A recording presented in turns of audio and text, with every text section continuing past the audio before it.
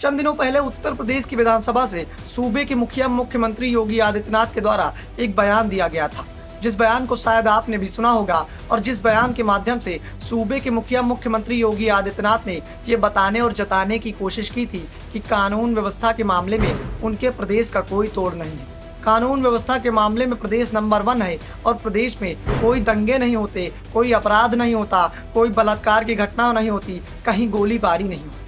पर प्रदेश के मुखिया के वो शब्द और प्रदेश के हालात दोनों तालमेल नहीं खाते। जरा गौर से पहले सूबे के मुख्यमंत्री योगी आदित्यनाथ के उस बयान को सुन लीजिए, जिस बयान को देने के बाद सूबे के मुख्यमंत्री योगी आदित्यनाथ खुद के मुंह मिट्ठू बन बैठे थे। जरा गौर से उस बयान को सुनिए, उसके बाद हम बताएंगे कहानी क्या है।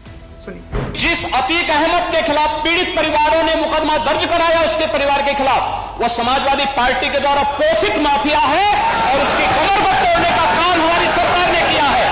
और फिर मैं कहता हूं इसे हम बार कह रहे हैं, इस माफिया को मिट्टी में मिला देंगे। सरकार किसकी है? सरकार किसकी है? तो सुना आपने, ये तो वो बयान था जो चंद दिनों पहले ही निकल कर सामने आया था, पर जरा गौर फरमाइए और भूलिएगा नहीं उस तारीख को, जिस तारीख को एक दर्दनाक हैवानियत की घटना को कुछ हैवानों के द्वारा अंजाम दिया गया था।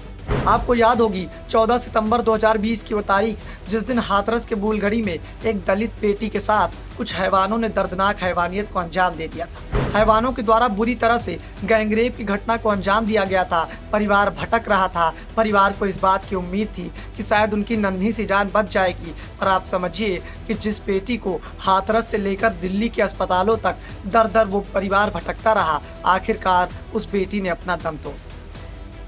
उस बेटी के दर्द की उस हैवानियत को छिपाने का काम योगी सरकार की पुलिस ने भी बखूबी निभाया। योगी सरकार की पुलिस ने दावे तक कर दिए। पोस्टमार्टम रिपोर्ट के आधार पर इस बात का दावा कर दिया गया कि उसके साथ कोई गैंगरेप नहीं हुआ है। और अब एक फैसला निकलकर सामने आया। फैसला अदालत का था। SC/ST कोर्ट ने फैसला सुना दिया और उन्होंने 3 हैवानों को बरी कर दिया।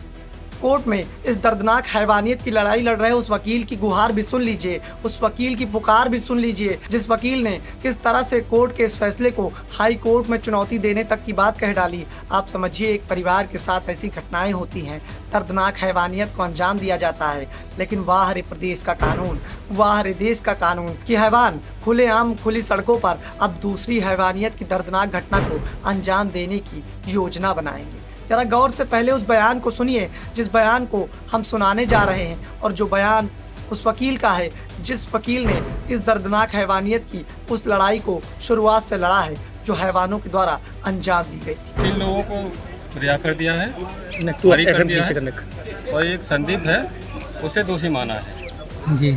किस चीज़ का दोषी माना गया है उसे? और दोषी जो दोष के वो है उस पर सुनेंगे 2 बजे। अच्छा, हाँ, केवल एक मुलजिम को दोषी माना है बस। किस मामले का दोषी माना है? 310 में माना है और 304 में माना है।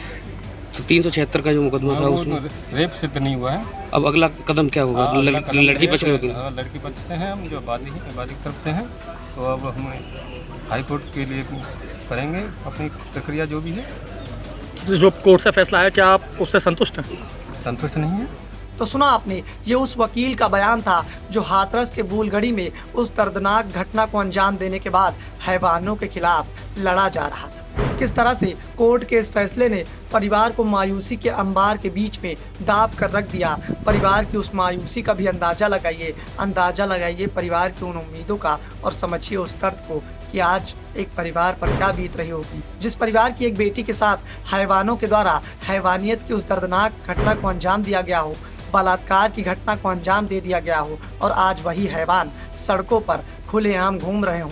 तो आप समझिए और उस दर्द का अंदाज़ा लगाइए जो एक परिवार को इस वक्त हो रहा है। आप समझिए कि एक परिवार ने किस तरह से इस लड़ाई को आगे बढ़ाया होगा, किस तरह से अपनी उम्मीदों को, अपने दर्द को संजोकर इस बात की गुहार लगाई होगी कि शायद उसे न्याय मिल जाएगा। पर न्याय के बजाय जब 3 हैवानों को बरी कर दिया गया, तो आप अंदाज़ा लगाइए उस दर्द का, अंदाज़ा लगाइए उस पीड़ा का, अंदाज़ा लगाइए उस मायूसी का जो आज एक परिवार को हो रही हो। एक माँ ने कड़ी नाराजगी और तंज कसते हुए कानून व्यवस्था के उन बड़े बड़े आकाओं को चुनौती दे डाली और बता दिया कि ये देश का कानून है जहाँ हैवानों को इस तरह से बरी कर दिया जाता है। और योगी जी कहते हैं कानून व्यवस्था के मामले में हमारा कोई सानी नहीं, हम हैं जो सबसे बेहतर हैं, बाकी सब की तो बात छोड़ दीजिए। बाकी प्रदेश बदतर हालात की ओर अग्रसर हो रहे हैं।